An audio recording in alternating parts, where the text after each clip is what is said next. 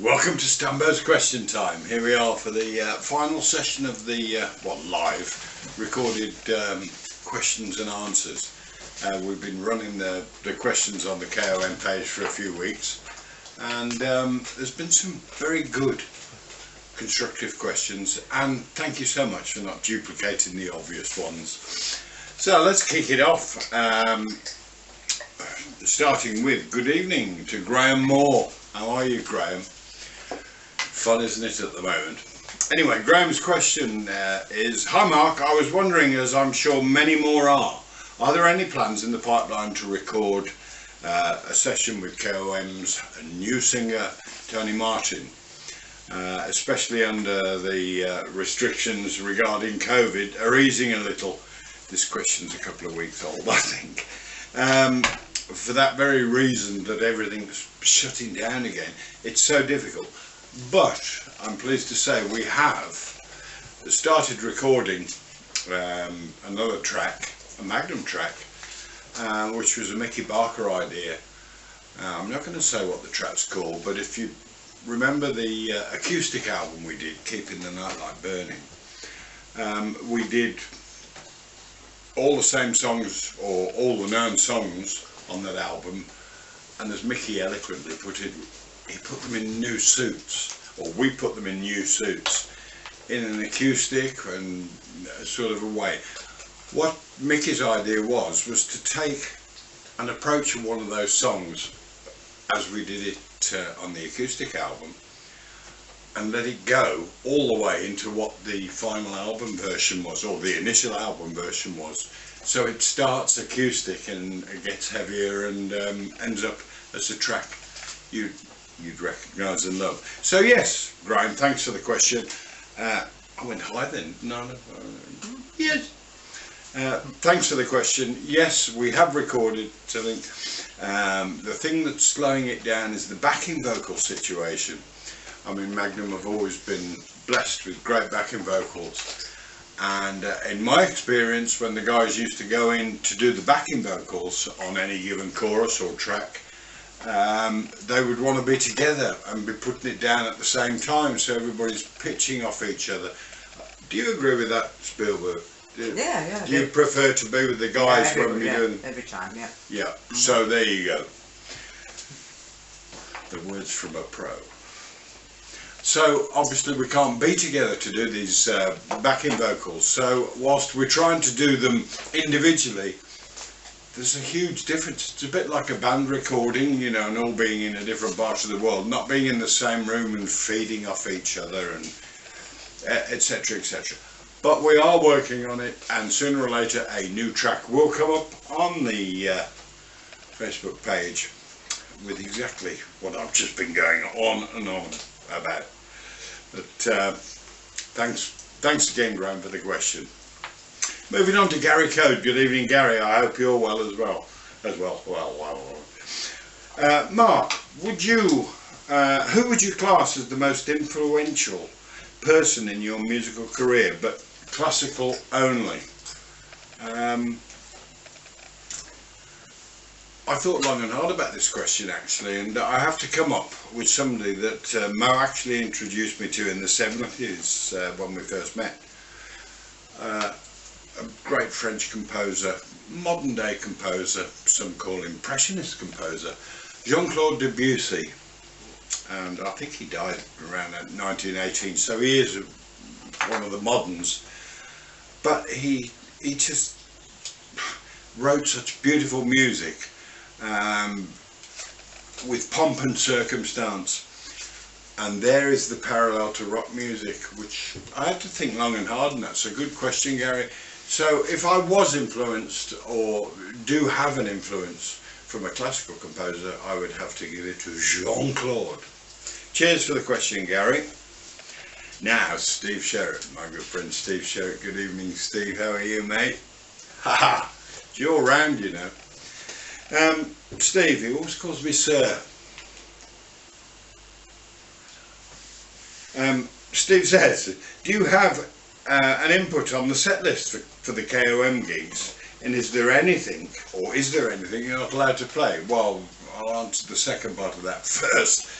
there's nothing we're not allowed to play. We can play whatever we like. The input, we decided from the word go that we would only be touching on the Magnum classic music from the 76 to 95 era. So we're going from the very first album, Kingdom of Madness, all the way up to Rock Art, 1994, I think, before the band split. So we only play songs from that era.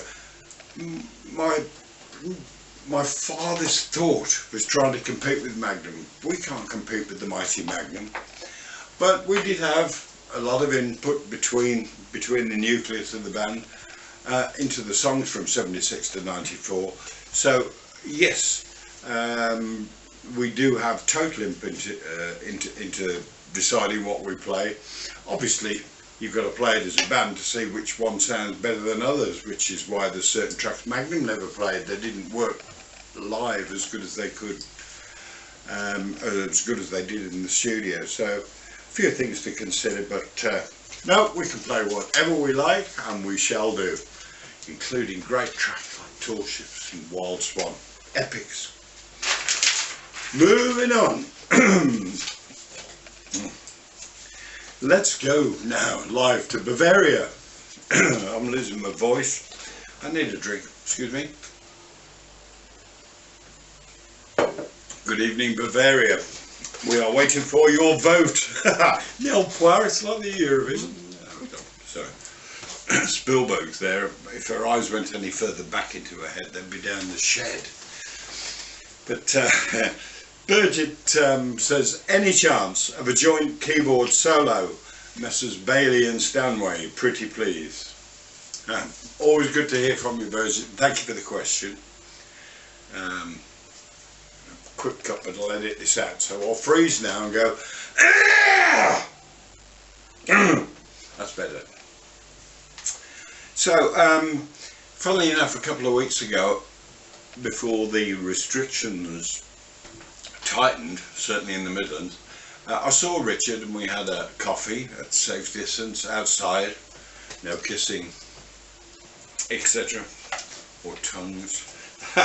And Richard and I discussed, well, I said to Richard, what we should do in the middle of the show is like just the two of us have a keyboard feature, you know, drama, showing off, etc, etc, relative to what the show is all about. So you're asking that, Birgit. Funnily enough, 2 weeks ago I spoke to Richard about that, and as soon as we're allowed to all get back together again, we can start putting these plans into reality to play to you whenever we're allowed to play again. Thanks, Birgit. Moving on to Sweden. Sweden, can we have your vote, please? I can't help it now. I've turned into, what's his name? Whoever it was who did it. But I can remember a Swedish band winning it there. Best pop group of all time. I'm not even going to say it. Anders Sunderland. Good evening, Anders. Good to hear from you. Your question. When will I get my first of many Nord keyboards? They are addictive. Listen, Anders, get on to Nord for me, because they're Swedish, aren't they? And in your beautiful native tongue, ask them if they'll send me one. I'm blessed with a wonderful sponsorship which I've had since the 80s with the magnificent Kawai piano company, and their MPA, which is now sadly discontinued, is still the finest instrument I've ever used, both from a piano action, sound, etc, but as a MIDI controller as well. So I will always have that Kawai in my setup, and bless Kawai for sticking with me. But please get on to Nord. I'd love to use one. I've only tried one once, that was Richard's, and I was most impressed. Excellent sounds, etc. So now, sorry, Swedish. I'll try this. Tack Anders för din fråga. Now, a question from Pete Stubberfield. Do you feel as a band pop music and fashions are bland these days? Oh yeah. But I've thought that for the last 50 years. There's always an element of nonsense in the chart. but the smaller percentage, probably about 40%, is actually constructed really well by talented people. So not all pop music is bland by any chance, but I mean, looking back over the years, you know, we've got, and I'm sure some of you are almost as old as I am, Grandad, the Smurfs, a funky moped, at least I think that's what he said. and the list goes on, and I'm sure there's some in the charts are equally as tacky, but I guess the children enjoy it. So I would say 60-40, best I could do, 60% absolute nonsense, and 40% very, very talented at all. I couldn't name any of them. Apart from Father Smurf, I can name him, I remember him. Yeah. Oh dear. Thanks Pete for your question anyway. On to Miles Thomas. Good evening, Miles. Miles says, I'd be really interested to know more about the keyboard setup for live work. Is it just the sounds from the Kawai, or are there additional synths midied up? And if so, which ones? A good question. But in all fairness to anybody that's listened to this that's not a keyboard player, MIDIing up. MIDI stands for Musical Instrument Digital Interface. And it means I can take a wire out of my main keyboard and send it to another keyboard, and whatever note I play, and however hard I play it, that keyboard will play the same note and velocity. Albeit it might be a trumpet sound or a brass sound on that one. So thanks Mike for the question. I've had to cover what MIDI is. Yes, I do use MIDI for two reasons: alternative sounds and extended polyphony, which is how many notes one can play at any one time, you know, which is normally between 8 and 10, you know, when it's getting big and heavy. And sometimes if you're doing that with one keyboard, certain notes come off because it hasn't got the capability of playing that many notes that you're holding on at any given time. So I spread the polyphony as well. I come out of my MP8 into a Kawai MP7, which gives me total piano polyphony. It's wonderful. Sustain pedals eat up the polyphony, as you'll well know. And through the MP7 I go into, I've got to think what I'm doing now, into two Korg M3 rack modules, which I use for spike sounds like a very thin brass or a harpsichord sound or something like that. And out of that into a classic Roland, well, D50, it's a D550 because it's in the rack, but so yes, that's what I use at the moment, certainly with KOM. I've got and a Korg Triton classic synth now, brilliant. So that's what I use, Mike, and I hope if anybody's still awake up. Moving on to AD Hassel. Good evening, AD, and thank you for your question. Your question was nothing about music, and might not be a lot of use here, but you remember chatting to me once at an album playback. I wonder which one that was. And you mentioned you like cars. What's the best car you have ever owned? Well, I'm passionate about Formula One, as Spielberg will back up. You know, when there's a Grand Prix on, I like to have my Sunday dinner and watch the Grand Prix. I am not over passionate about lots of sport, but I do like Formula One. And yes, I do love cars. What's the best car I've ever owned? It varies over the years, you know, because when I go back to my teens, I had a Triumph TR6. And when it was running properly, which wasn't very often, it was a fabulous car to drive. I haven't got a model of one of those, but I've got a TR2, and but it was a TR6, and it was one of the best sports cars I thought Triumph made. And when Mo and I got together in our early days, we bought a Triumph Stag, which I think is Mo's favourite car as well. So that was a great car. But if I had to say which was the best car I ever owned, for a very short period of time, and it was only a short period of time, because of the amount of petrol it used. I had an Austin Healey,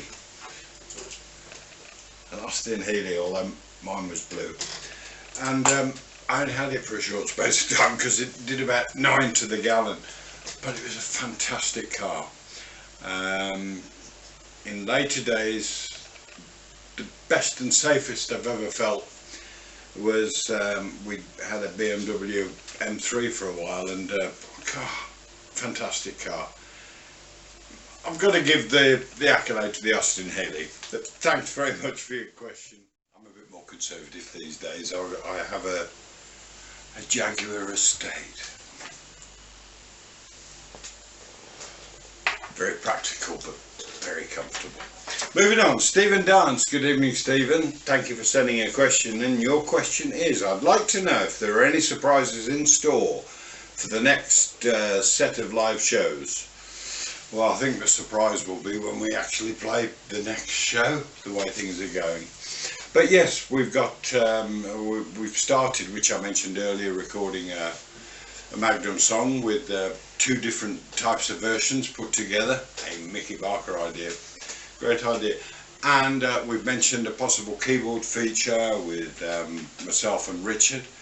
So there will be more surprises in store with songs that we haven't played before, for sure, whenever we can get round to rehearsing together and sorting it. You know, hopefully sometime next year we will play live again.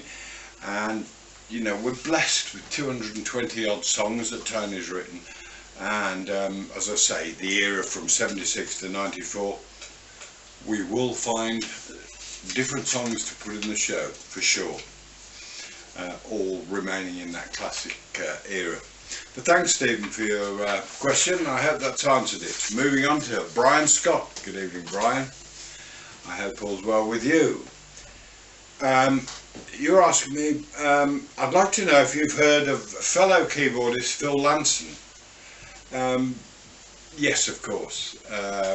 I admired his work for many years, the Uriah Heep work especially, but obviously from a classical background, because I've heard bits and pieces of his solo stuff, and it's very well put together. So yes, hats off to Phil, great player, and I look forward to hearing the new album you mentioned.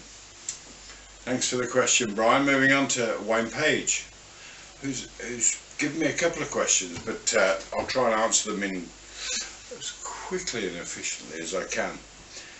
Wayne, good evening.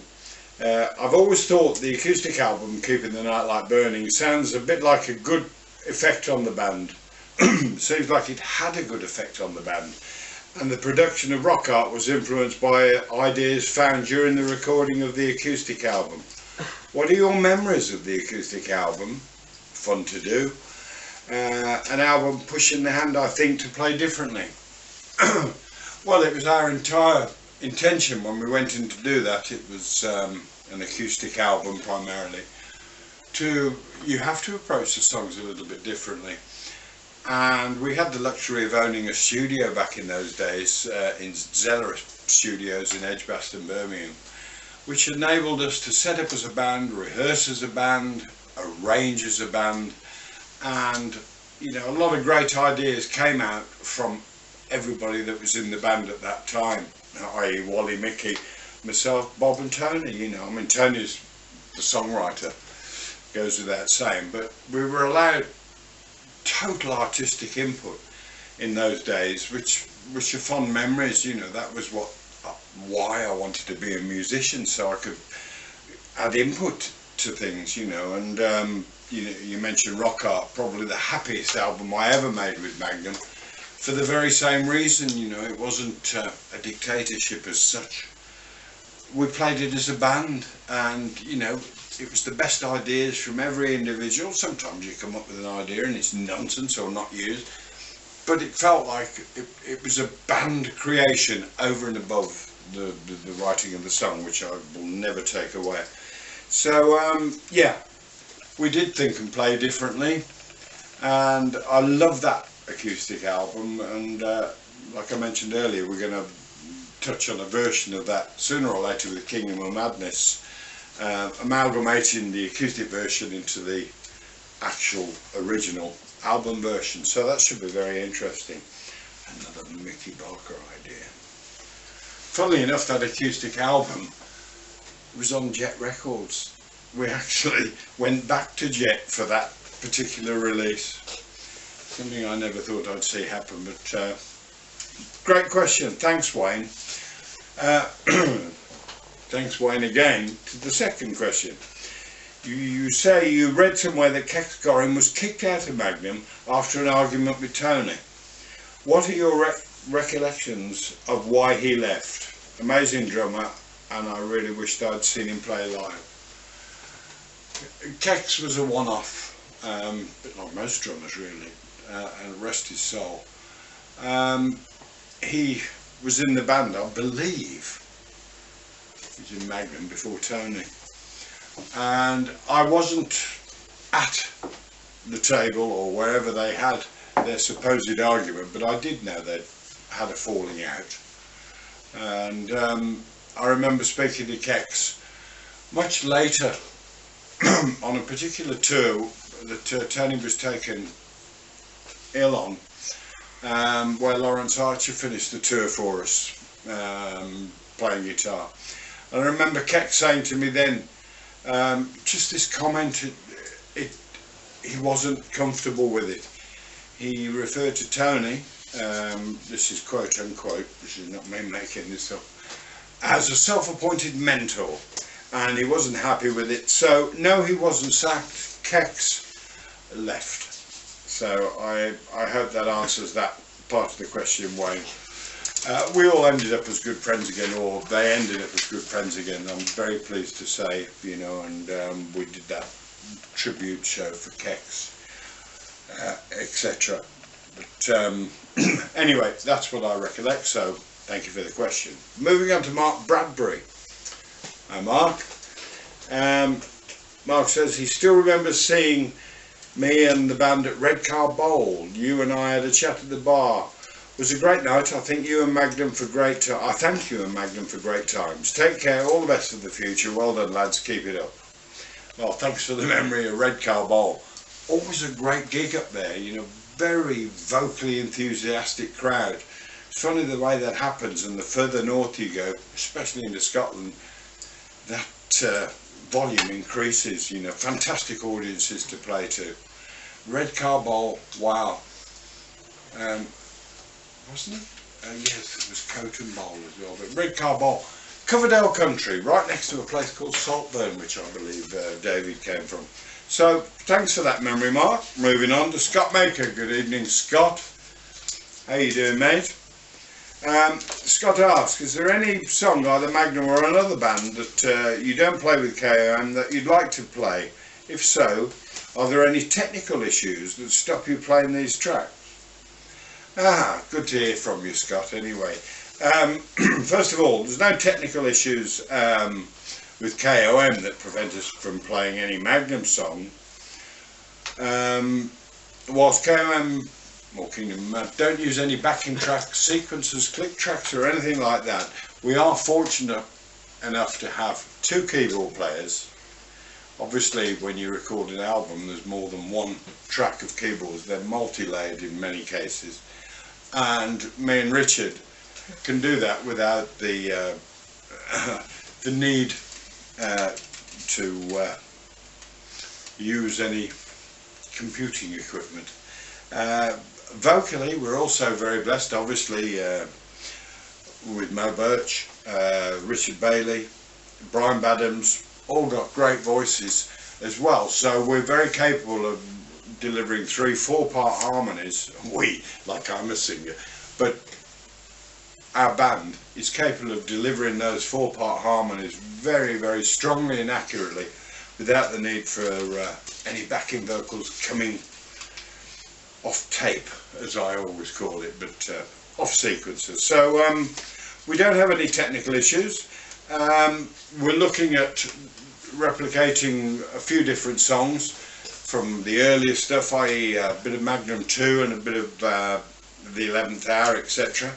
And back to what I said, having two keyboard players does make it possible to be quite faithful to those original recordings. So good question, Scott. And there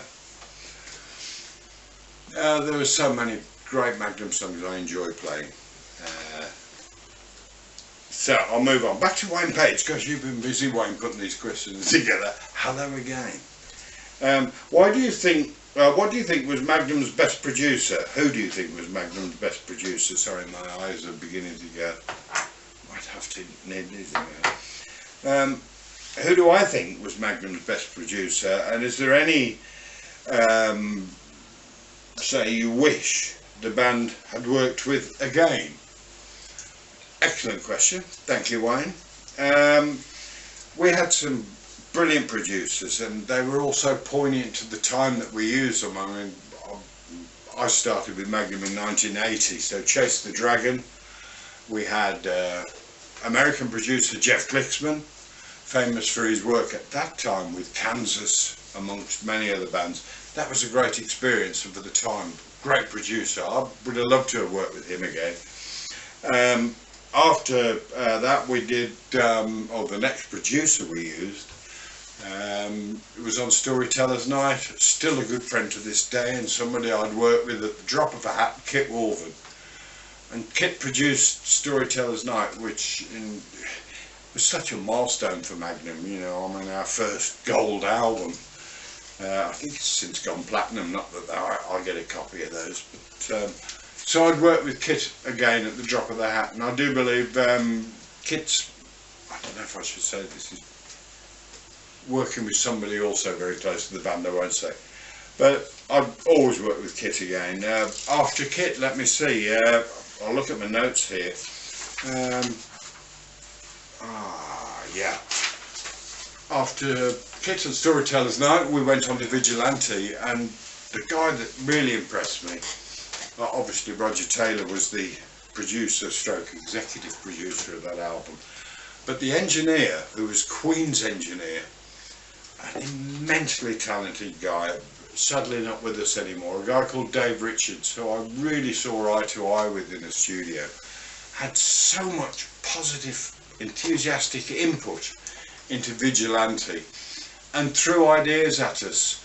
Even, you know, the song was arranged and recorded, but he'd say, how about trying this here or that there? And obviously he was au fait with the latest equipment because he was Queen's engineer, you know, so he had the best facilities in the world available to him. I would have loved to have worked with Dave Richards again. Sadly not possible, so there's another one. I'll refer to the notes I made on that. Just after Dave Richards, of course, we went on to Goodnight LA to Keith Olsen, another American producer, and fantastic in certain areas of production. He was great, fantastic with vocals, etc. I mean, obviously he produced the biggest Whitesnake album ever, and the Scorpions, etc. So, you know, Keith Olsen was fantastic. One more person I'd like to mention was an engineer, and he did really sort of co-produce. It was Rock Art's engineer, Stephen Harris. Such a cool guy to work with, and that was such a happy album. Everything just seemed to click into place. So I'd mention him, and I'd dearly work with him again as well. So thanks very much for that question, and moving on. Moving on indeed. Next question's in from Lindsay McIntosh. Good evening, Lindsay. Hoping you're well. Your question was, is there any of the Magnum songs you have arranged differently for KOM Live? Yes and no. There are two beliefs I have. One is to stay faithful to the song. That means the melody must remain the same. But we're a different band to what Magnum are. We have a different singer, we have different players, albeit we've got 3 or 4 people that have worked with Magnum. Yes, we've changed things because I'm not trying to do a replication of Magnum. We're not a tribute band. We're just trying to play some of the classic songs that some of the personnel had a major part in in their original forms and recordings. So, and I don't think any discerning Magnum fan would really want to hear one of Tony's great songs messed with. But we'll adapt. We might make something. I always wanted an extra chorus in Tall Ships. I just thought that chorus should have gone on, a bit like Hey Jude, you know, and faded on choruses. It's such a strong chorus, great song. And I said at the time, can't we put one more chorus in? No, because it was one of my ideas. So I had the fortunate situation with the KOM to actually put another chorus in. So, but that's a tribute to the song in itself. So we only change things slightly, never messing with the melody that was there in the first place. So thank you, Lindsay, for the question. Moving on to how I pronounce TRJ, must be Wildwood. Good evening. You'll have to let me know how to pronounce your name, because I'm not trying to take the mickey, but TRJ, how do you say that? Anyway, Mark, can you confirm if you guys plan to record an album of original music? And if so, is there a time scale? Well, yes. We've started writing. I've got several ideas that I can't wait to thrash out with the band, except we can't get together and play it as a band. You know, in my opinion, the best way of constructing a song is with the chosen band you have around you, you know. So yes, we have every intention of recording original songs and putting them into the show, always acknowledging the great classics of Magnum, but under the present circumstances I can't give you a time scale. Not even the Prime Minister can do that. But thanks for the question, Birgit. Another question from Germany. Hi Mark, in the last Q&A you told us about your offer to join Foreigner. According to Kerrang, you and Darren Morton had also been approached to possibly join Whitesnake. What's the story behind that? Well, actually, I do cover that in my book. But yes, I was offered outright the Foreigner gig. I was actually in the studio with Magnum at the time when I received a phone call from the head of Atlantic Records. And you can imagine I'm going, hello, you know, I'm being wound up here. But I went along with it, and I'm thinking, well, how did he get my number? But he did tell me. He said, Robert Plant said that you're the guy for this job, and we'd like to offer you the Foreigner gig, which we're going to start recording in a couple of weeks' time, and there's an 18-month tour. So many thanks to Robert Plant for putting my name forward and suggesting me for such a global band.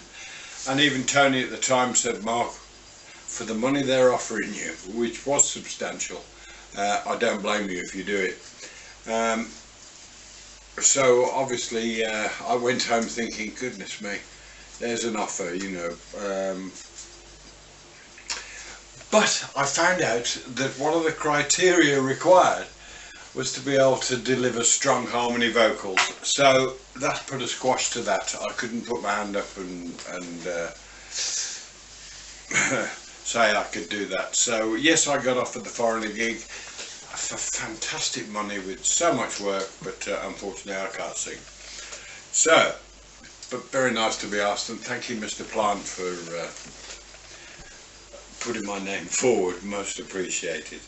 The Whitesnake thing, it was a bit different.